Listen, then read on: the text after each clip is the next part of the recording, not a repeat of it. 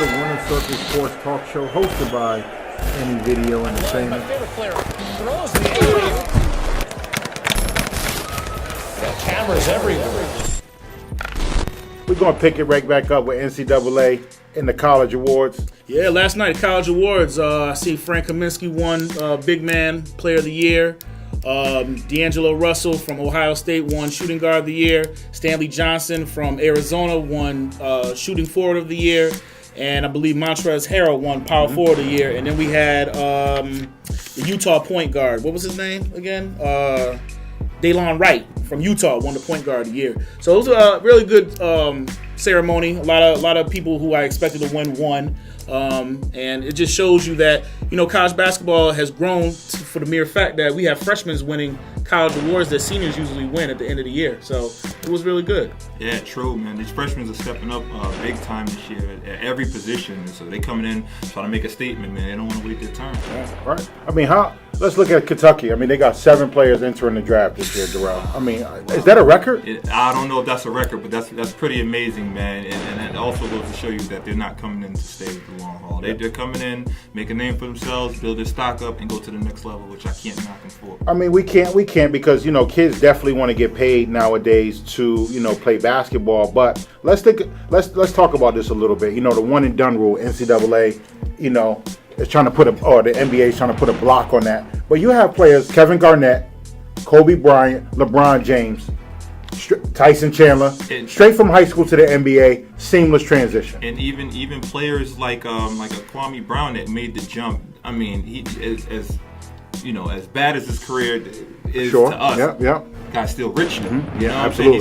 He's still rich. Yeah, bum. If you want to be, for lack of a better word, you know what I'm saying. So I mean, it's just a job opportunity, in my opinion. Like everybody else has, you have the option to get a job, go to the military, go to NBA, or be whatever you want to be in life. Do you feel like they should be stopped though from going into NBA? No, I think this rule should be abolished completely. I think we should go back to have the players and the families make the decisions about what the players should do. I mean, this one and done is not really helping out in college basketball at all. It's just making more turnover. At the end of the day, most of these one and done players don't even make it to the NBA. They go to the NBDL, and we don't even see or hear from these players until maybe they get a call up maybe 4 or 5 years later. So, I mean, sometimes it just goes certain for different players. If you're able to make the jump, you're a good commodity. You can do it. You can do it both ends of the court. You should make that jump. It shouldn't be dictated by what a college says or what a society in the NBA says. I think if you're good enough, you should make the jump. Go ahead and make it. I mean, look at our 1 and 2 players last year: Jabari Parker, Andrew Wiggins. Mm-hmm. Probably could have bypassed college, respectively. Definitely. And played directly in the NBA. Mm-hmm. They didn't benefit anything from me playing college basketball. I agree, and like we said before, we have freshmen this year that I feel could have made the jump. Only 1 or 2, and we have players coming in to college this year that I feel could have made the jump. And I feel you should just have the option. This is, we pride ourselves on, doing things the American way, having choice, democracy, and, having the right to vote. Why can't you have your own, right to make a decision on your future? And you talk about future. What the MLB does, Major League Baseball, what they do is they have a system in which where you're going to get drafted. Right. You know how much money you're going to make. Right.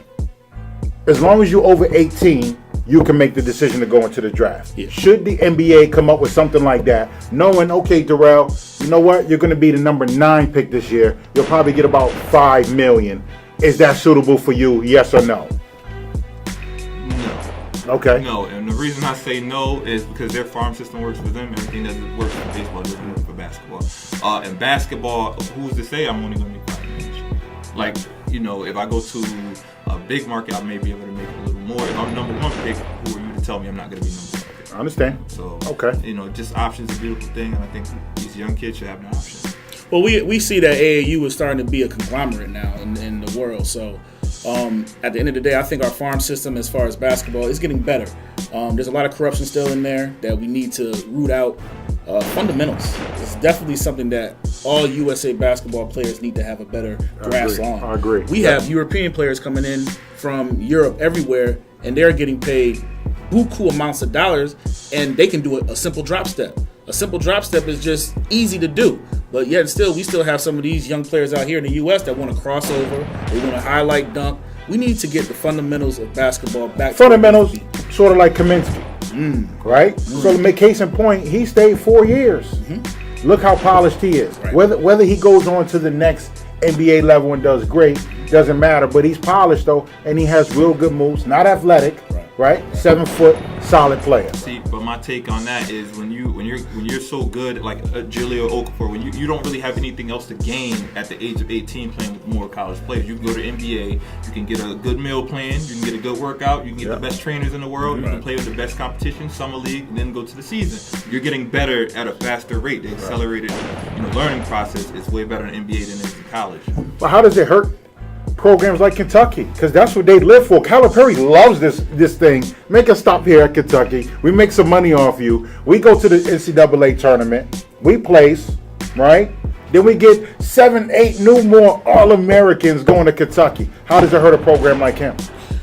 Well, with Calipari, it seems to be a potion that he got going on over there. I mean, this guy can just mix a pot together and just bring in whoever he wants to bring in, and it works. Yeah. So there's different circumstances for different teams. I mean, and the motivation factor has to be something up there with Calipari because it's evident that he knows exactly what buttons to push at any given time throughout the season. 38-1, I don't know, fellas. I don't know if we're going to see another team go 38-1 in a very long time because, I mean, we can talk about the 92-93 UNLV team, which went 34-1.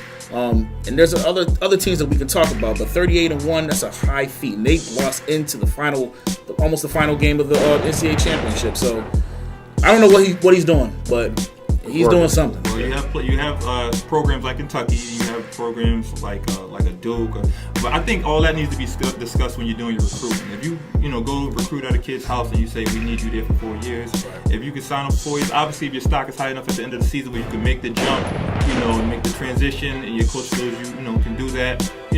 Have a talk with the kids. Say, I think you don't have anything else to gain from the college game besides a certificate or degree. Take the jump. You know what I'm saying? But if not, then the kids should stay. Take your coach's advice. I don't think these kids should just be jumping like the kid from UConn. I want to say his last name was Daniels. Yeah. He made the jump. I don't think he was ready. Yeah. You know what I'm saying? I don't even think that Ali thought he was ready. Yeah. But he felt like his stock was high. His stock was high. He had to make the decision. Then you got kids like maybe like Andre Drummond, who probably could have bypassed college. Right? Altogether. UConn didn't make him better. He was just a freak of nature. Yeah. 7 feet, athletic, rebounder, run the floor. And that's the point I was trying to make. I feel like college doesn't have to be, your next stop. I think players like Andre Drummond could have definitely benefited from going to the NBA system as opposed to going to UConn because I think they could have worked with them a year sooner. Yeah. They could have got him on a better meal plan, and he's getting basically a double-double right now. He's looking really good at Detroit, He's automatic. And he still has an upside. And the kid's only probably, 20 years old or something like that. He's very young, and he's still growing. He's 20 years old.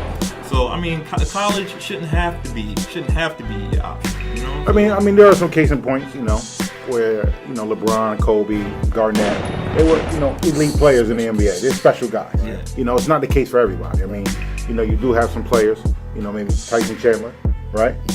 Who went straight to the NBA, 7 feet, just athletic. Right. Not as not as a big addition as Kevin Garnett, but still didn't go to college. And he's rich. Yeah, and then you got to think about the bad stories of the one and done. Eddie Curry's. Yeah, it's true. He got all that money, but he still could be playing today. But unfortunately, things happen. Things happen in life, and sometimes you can't reverse them. Maturity. Would you say maturity? Definitely in the company. Yeah. There you go. One and done rule, NBA. Yes, sir. Should be non-existent, we feel, here at the Winnerz Circle Sports Cypher. Stay tuned. More conversation, more interviews, more debates coming right up. The Winnerz Circle Sports Talk Show hosted by NEVIDEO Entertainment. My favorite player throws the alley-oop. Got cameras everywhere.